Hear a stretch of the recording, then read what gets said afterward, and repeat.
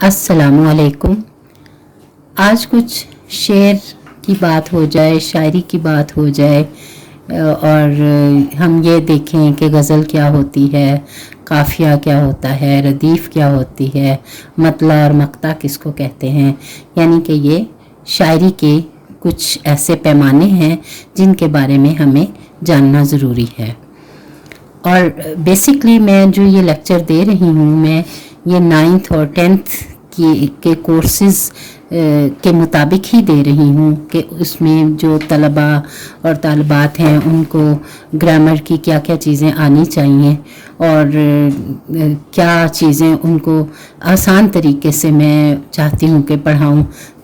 वरना तो ग्रामर की किताबें भी बहुत सारी हैं, गाइड बुक्स भी बहुत सारी अवेलेबल हैं, लेकिन मैं इस तरीके से पढ़ाना चाह रही हूँ कि बच्चों के लिए आसानी हो जाए और वो जब पेपर की तैयारी करें तो उनको गैर ज़रूरी चीज़ें ना पढ़ना पड़ें जिससे कि बच्चे कंफ्यूज हो जाएं।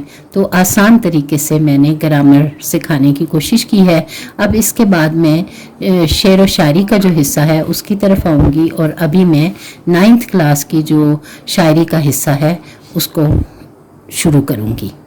तो उम्मीद है कि आपको ये मेरे लेक्चर पसंद आ रहे होंगे और आपके लिए इसमें आसानी भी पैदा हो जाएगी और आप इसको वाकई समझेंगे कि ये एक अच्छे तरीके से हमें पढ़ाया जा रहा है। आज मैं आपको शेर की तारीफ़ बताऊंगी कि शेर क्या होता है। शायर कुछ बात जो वो कहना चाहता है, बजाय कि एक लंबा चौड़ा पैराग्राफ लिखे या मजमून लिखे या एक पूरा तफसील लिखे, वो अपनी बात को मुख्तसर तरीके से हम तक पहुंचाता है और वो शेर की सूरत में पहुंचाता है। तो शेर 2 मिसरों से बनता है, ठीक है। एक शेर में 2 मिसरे होते हैं। मसलन मीर का शेर है, आतिशे गम से दिल भुना शायद, देर से बू कबाब की सी है। इसी तरह मीर का एक और शेर है, हस्ती अपनी हबाब की सी है, ये नुमाइश शराब की सी है। अब इसमें हमने देखा कि एक पूरा, यानी कि इसमें शायर के दिल की एक पूरी कैफियत है जिसको वो बयान करना चाहे तो कई सफ़हात में बयान करेगा, लेकिन उसने किस खूबसूरती से 2 मिसरों में अपने दिल की कैफियत का इजहार किया है।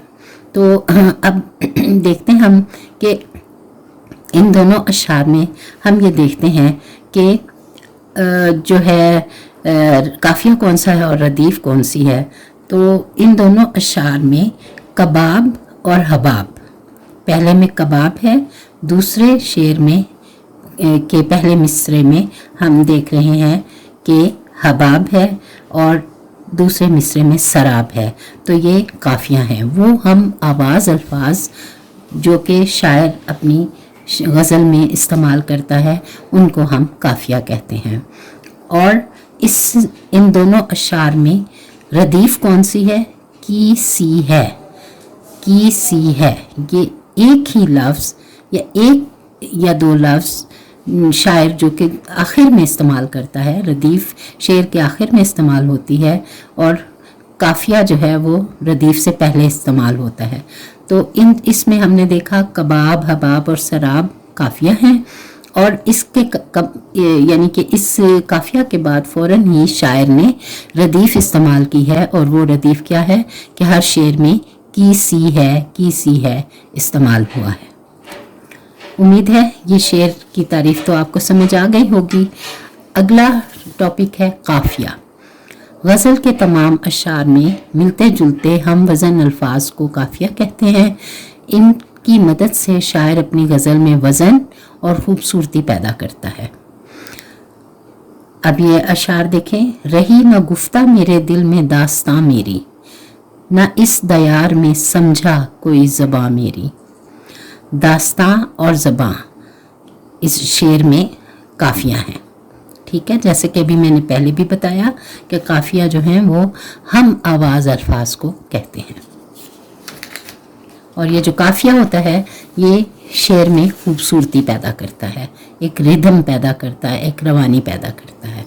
उसके बाद फिर रदीफ़। रदीफ़ भी अभी मैंने इस पिछले टॉपिक में भी बताया कि रदीफ़ किसे कहते हैं। हर गज़ल या कसीदे में तमाम अशार के आखिर में एक ही लफ्ज़ बार बार दोहराया जाता है, उसे रदीफ़ कहते हैं। रदीफ़ काफ़िया के बाद मिसरे के आखिर में इस्तेमाल होती है। अशार देखें। बस के दुश्वार है हर काम का आसान होना, आदमी को भी मुयस्सर नहीं इंसान होना। वाए दीवानगी शौक़ के हर दम मुझको, आप जाना उधर आप ही हैरान होना। अब इन अशार में हम देखते हैं आसान, हैरान इस गज़ल के काफ़िया हैं और होना। अब दोनों अशार के आखिर में जो लफ्ज़ इस्तेमाल हुआ है होना, होना, तो होना जो है वो इस गज़ल की रदीफ़ है। काफ़िया और रदीफ़ ही शायरी में खूबसूरती पैदा करते हैं, एक वज़न पैदा करते हैं, एक तवाज़ुन पैदा करते हैं।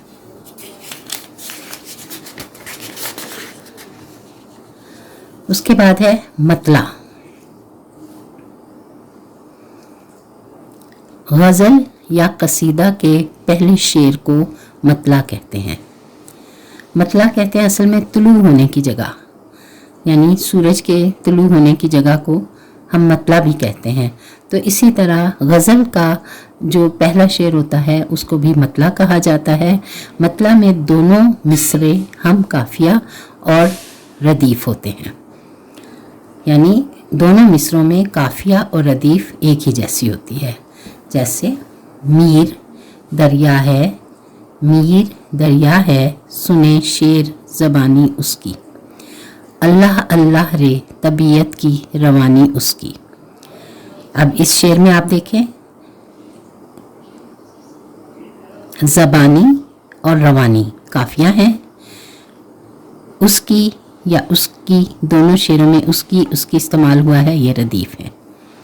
अगले शेर में देखें बहादुर शाह ज़फ़र का खूबसूरत शेर है लगता नहीं है दिल मेरा उजले दयार में, किसकी बनी है आलमे नापायदार में। अब इस शेर में आप देखें दयार, नापायदार, यह काफ़िया हैं और आखिर में रदीफ़ है।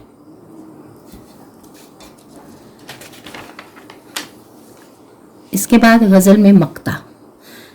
तो मक्ता की तारीफ़ ये है कि गज़ल या कसीदे का वो आखिरी शेर जिसमें शायर अपना तखल्लुस बयान करता है उसे मक्ता कहते हैं।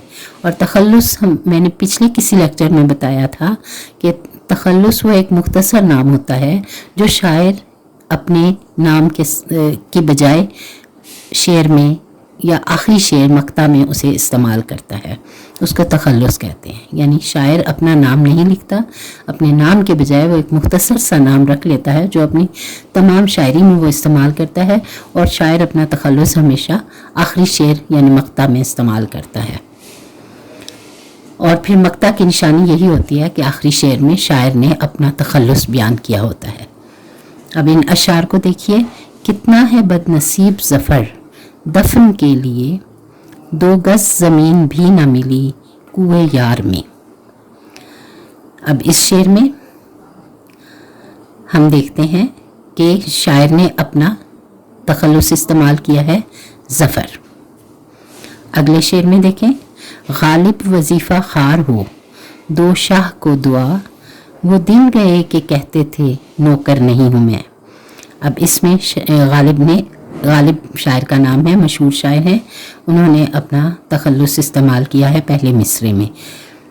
और इसमें भी आप देखें कि एक खूबसूरत शेर है और इसमें शायर ने तखल्लुस इस्तेमाल किया है बहुत ही खूबसूरती से। इन दोनों अशार में ज़फ़र और गालिब तखल्लुस हैं और ये आखिरी शेर में इस्तेमाल हुए हैं, इसलिए गज़ल और कसीदे का मक्ता है। अब गज़ल में भी शायर जो है وہ مقطع استعمال کرتا ہے، مقطع لکھتا ہے اور اس میں اپنا تخلص استعمال کرتا ہے.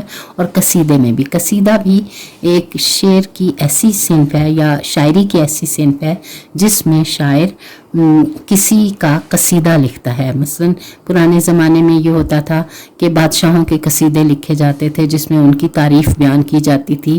اس میں بہت سی مبالغہ آرائیاں ہوتی تھیں، یہ بات بڑھا چڑھا کے بادشاہ کی تعریفیں کی جاتی تھی. بادشاہ کے دربار میں شاعر جاتے تھے اور ان کے جو زندگی کے مختلف تہوار ہوتے تھے، جب خوشیاں ہوتی تھیں تو اس پہ وہ قصیدے لکھ کے لے جاتے تھے.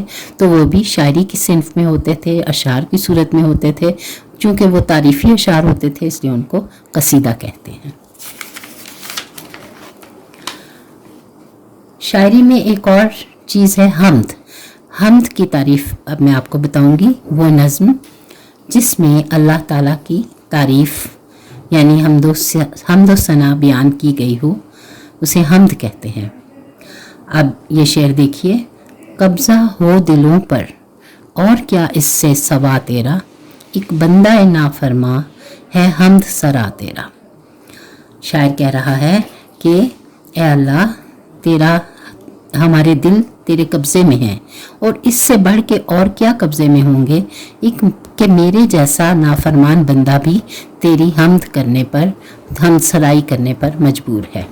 تو اب اس میں ہم نے دیکھا کہ تیرا اور تیرا جو ہے وہ ردیف ہے اور سوا اور سرا یہ قافیہ ہیں. اس کے بعد ہے نعت کی تعریف. میں آپ کو بتاؤں گی نعت بھی شاعری میں ایک صنف ہے جس میں حضرت محمد صلی اللہ علیہ وسلم کی تعریف بیان کی جاتی ہے. اسے نعت کہتے ہیں. حمد میں اللہ کی تعریف بیان کی جاتی ہے، نعت میں رسول پاک صلی اللہ علیہ وسلم کی تعریف بیان کی جاتی ہے. شاعر مولانا حالی کا یہ شعر ہے بہت خوبصورت. وہ شمع اجالا جس نے کیا 40 برس تک غاروں میں، ایک روز چمکنے والی تھی سب دنیا کے درباروں میں. اب یہ شمع سے مراد حضور صلی اللہ علیہ وسلم ہیں جنہوں نے جہالت کے دور میں، تاریکی کے دور میں اسلام کی شمع روشن کی اور لوگوں کو اسلام کا پیغام پہنچایا.